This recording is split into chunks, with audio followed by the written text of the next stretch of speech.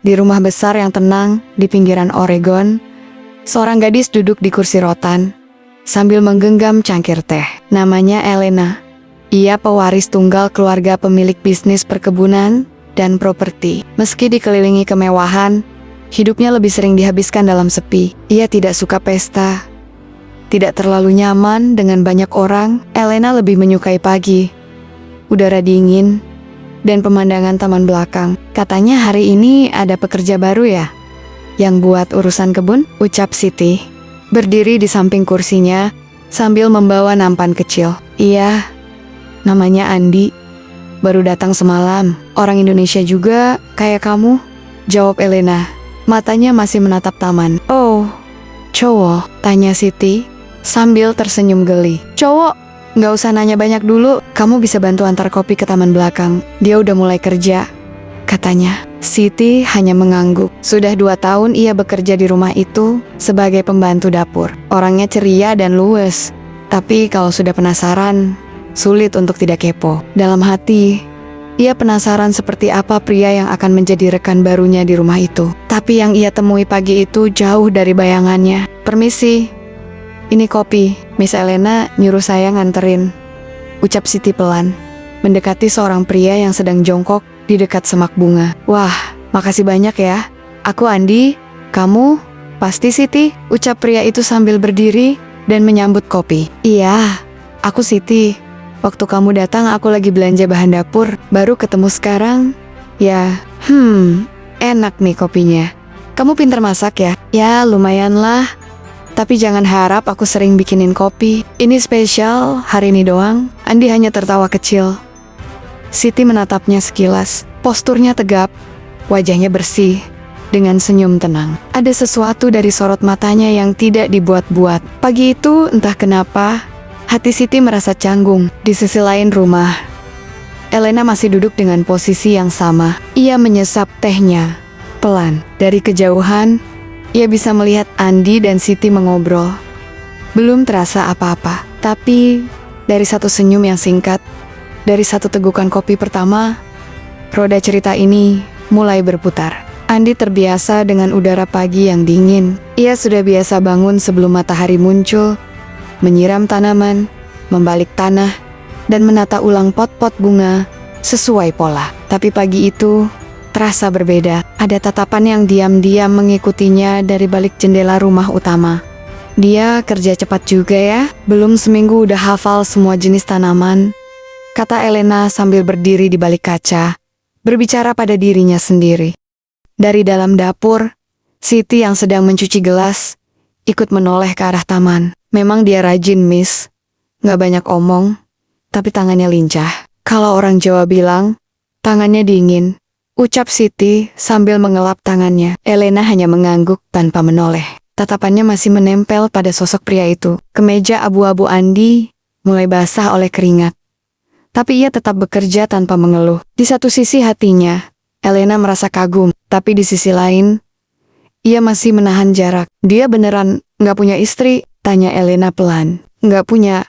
Saya udah tanya kemarin. Katanya ibunya di kampung, di Jawa.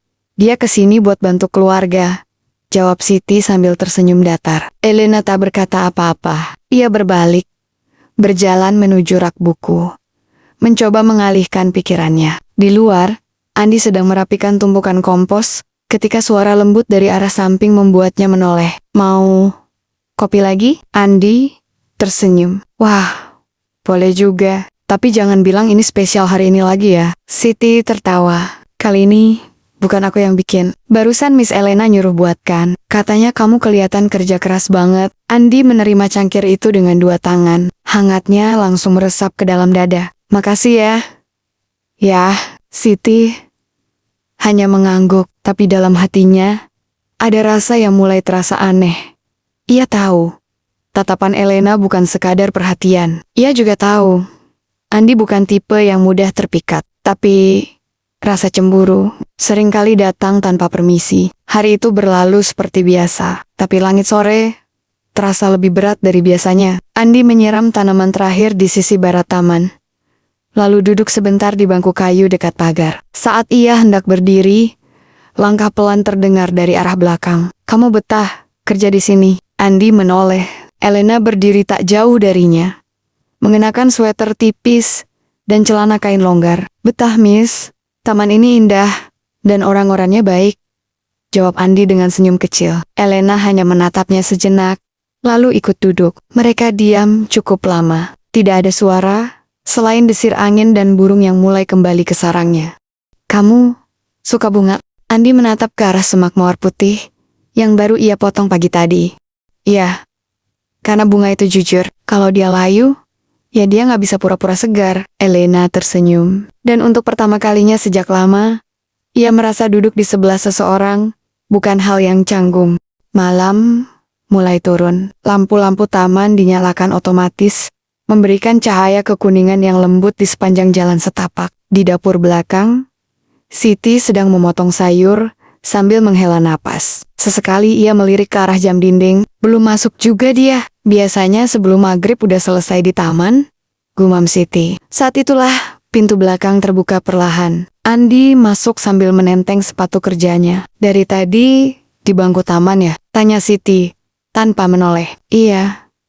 Diajak ngobrol sama Miss Elena tiba-tiba aja muncul, jawab Andi sambil mencuci tangan di wastafel. Siti hanya mengangguk, tapi suaranya pelan. Sering ngobrol ya sekarang? Baru 2 kali sih.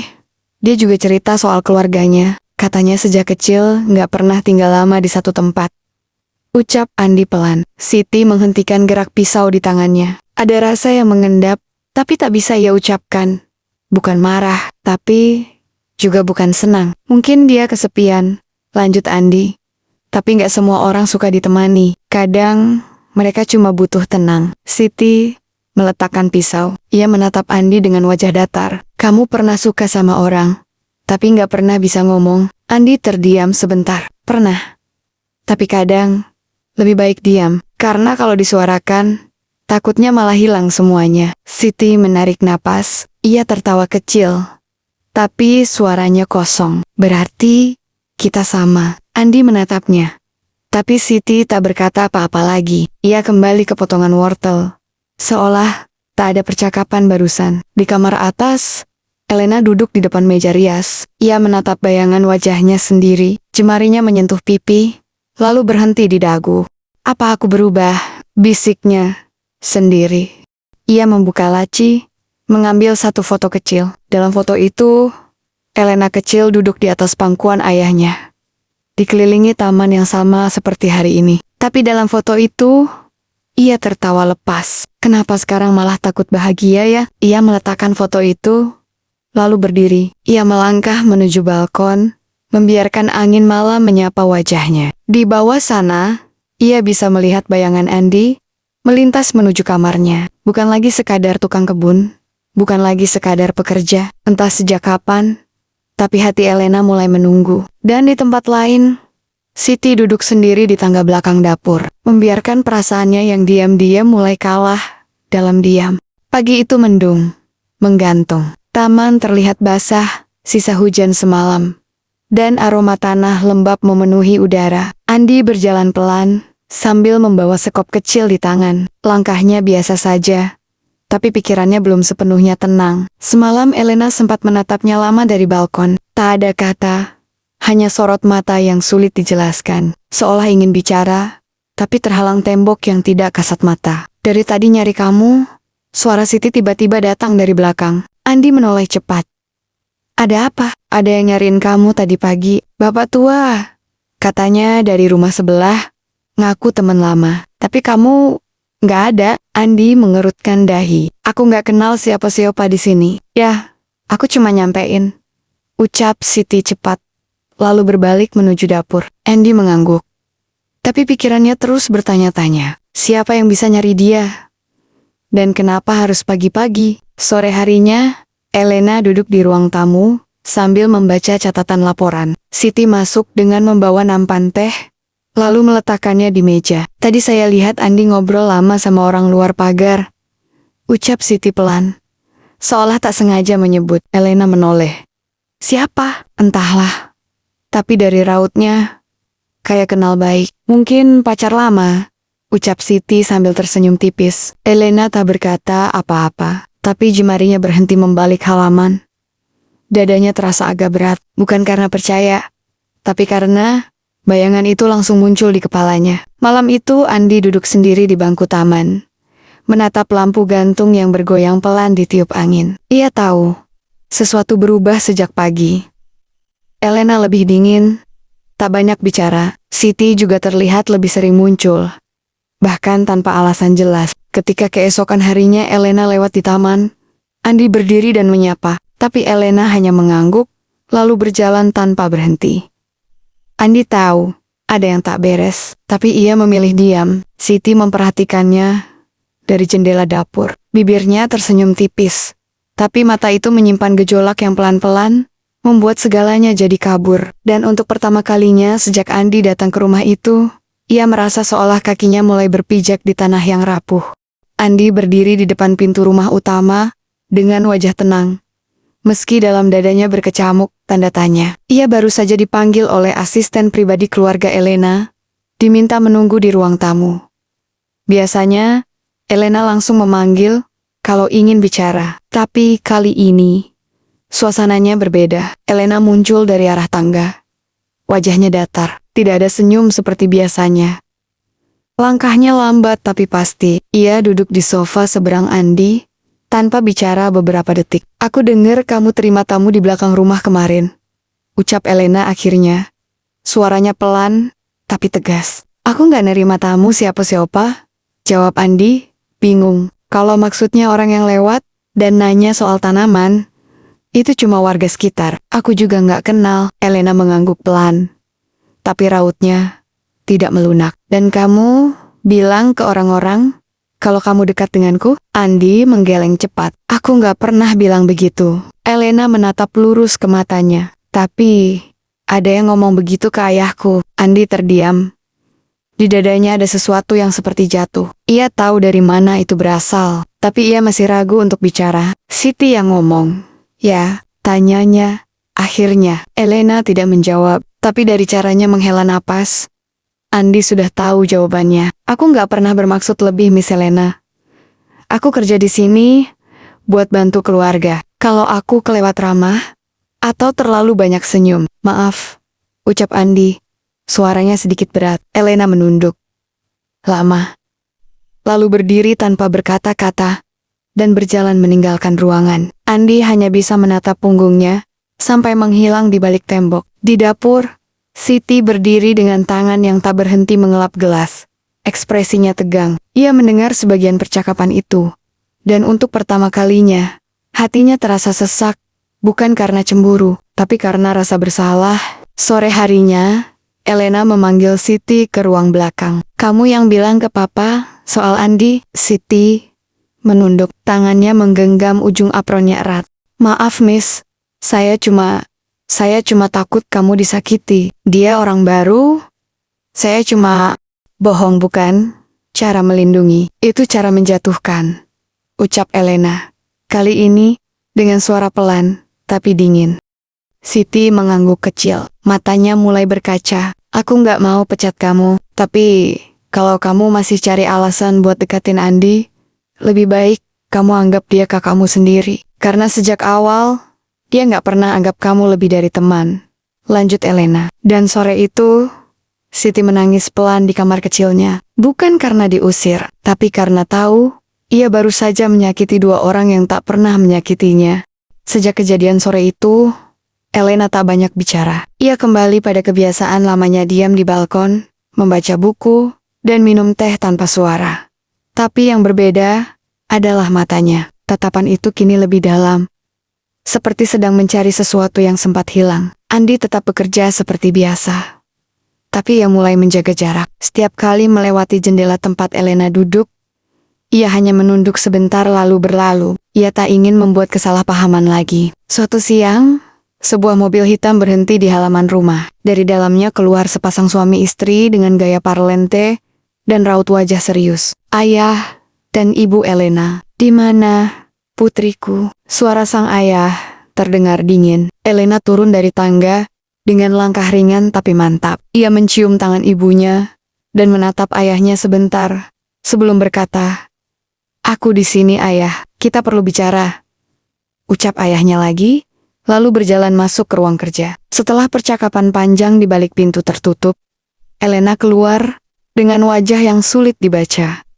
Ia tidak marah, tidak sedih, tapi jelas bukan bahagia. Sore harinya, Elena duduk di taman sambil menatap matahari yang mulai tenggelam. Andi lewat sambil membawa alat semprot tanaman. Ia berhenti sebentar, lalu memutuskan mendekat. "Semua baik-baik saja?" tanyanya pelan. Elena tidak langsung menjawab, tapi kemudian ia berkata, "Ayahku ingin aku bertunangan." Andi terdiam. Namanya Andrew, anak kolega bisnis ayah.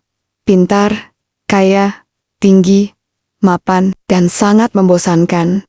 Lanjutnya dengan senyum miris.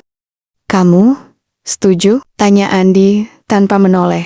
"Menurutmu?" Andi tak menjawab, tapi dalam hatinya, ia mulai merasakan sesuatu yang belum pernah ia izinkan tumbuh terlalu dalam. Rasa takut kehilangan. Beberapa hari kemudian, pria yang disebut Andrew datang berkunjung. Gayanya rapi, tatapannya tajam, dan caranya menilai orang sangat kentara. Termasuk pada Andi. "Hati-hati jaga jarak, teman," ucapnya pelan di depan garasi saat hanya berdua dengan Andi.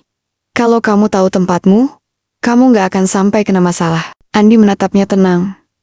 Ia tak balas bicara, tapi dari sorot matanya, Andrew tahu, dia bukan tukang kebun biasa. Di dalam rumah, Elena berdiri di balik tirai, melihat percakapan singkat itu dari jauh, dan untuk pertama kalinya, ia merasa ingin melindungi seseorang, lebih dari dirinya sendiri. Hujan turun deras sore itu. Langit kelabu menyelimuti rumah besar itu sejak pagi. Semua orang sibuk mempersiapkan pesta kecil penyambutan pertunangan Elena dan Andrew. Tapi Elena menghilang sejak tengah hari. Siti mondar-mandir di dapur. Wajahnya gelisah. "Aku yakin dia pergi sendirian. Tapi kenapa nggak bilang siapa-siapa?" Andi yang baru kembali dari rumah kaca langsung merasa ada yang janggal.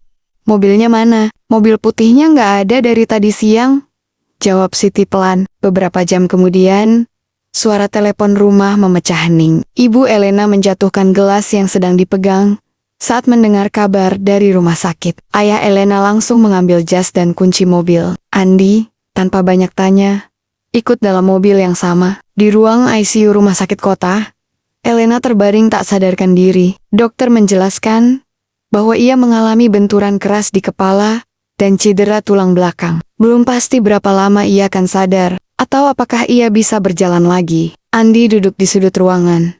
Tak banyak kata, tapi matanya tak lepas dari sosok di ranjang itu. Dalam hatinya, semua perasaan yang selama ini ia tekan, perlahan menyeruak tanpa bisa dicegah. Beberapa hari berlalu.